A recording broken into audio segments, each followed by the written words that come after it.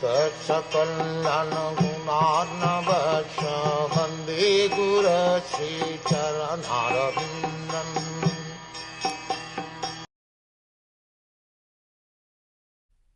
By his energies, the all-pervading personality of Godhead is thus comprehensively the master in the activities of controlling and in devotional service.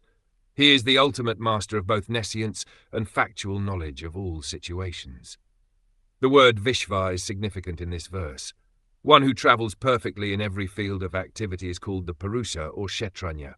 These two terms, Kshetranya and Purusha, are equally applicable to both the individual self and the Supreme Self, the Lord. In the Bhagavad Gita, the matter is explained as follows.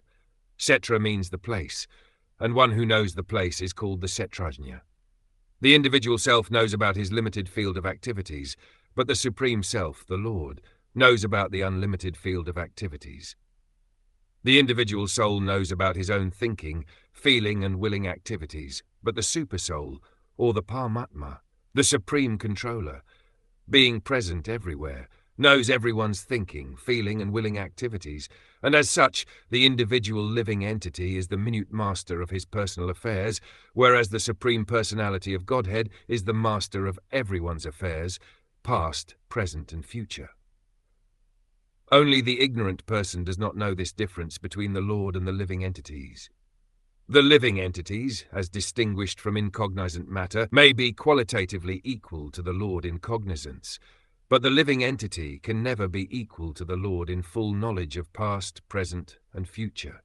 And because the living entity is partially cognizant, he is therefore sometimes forgetful of his own identity. This forgetfulness is specifically manifested in the field of the Ekapad Vibhuti of the Lord, or in the material world, but in the Tripad Vibhuti field of actions, or in the spiritual world.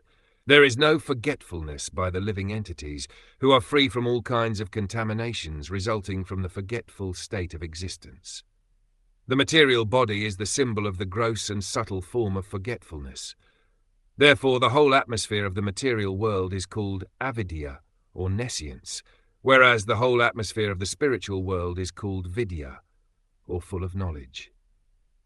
There are different stages of avidya, and they are called dharma, artha and moksha. The idea of moksha, or liberation, held by the monist in the matter of oneness of the living entity and the Lord by ultimate merging in one, is also the last stage of materialism or forgetfulness.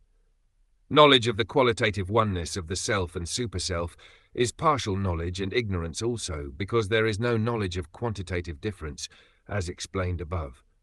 The individual self can never be equal to the Lord in cognizance. Otherwise, he could not be placed in the state of forgetfulness. So because there is a stage of forgetfulness of the individual selves, or the living entities, there is always a gulf of difference between the Lord and the living entity, as between the part and the whole. The part is never equal to the whole. So the conception of 100% equality of the living being with the Lord is also nescience. In the field of nescience, activities are directed toward lording it over the creation. In the material world, therefore, everyone is engaged in acquiring material opulence to lord it over the material world. Therefore, there is always clash and frustration, which are the symptoms of nescience. But in the field of knowledge, there is devotional service to the Lord, bhakti. Therefore, there is no chance of being contaminated by the influence of nescience or forgetfulness, avidya, in the liberated stage of devotional activities. The Lord is thus the proprietor of the fields both of nescience and of cognition, and it remains the choice of the living entity to exist in either of the above regions.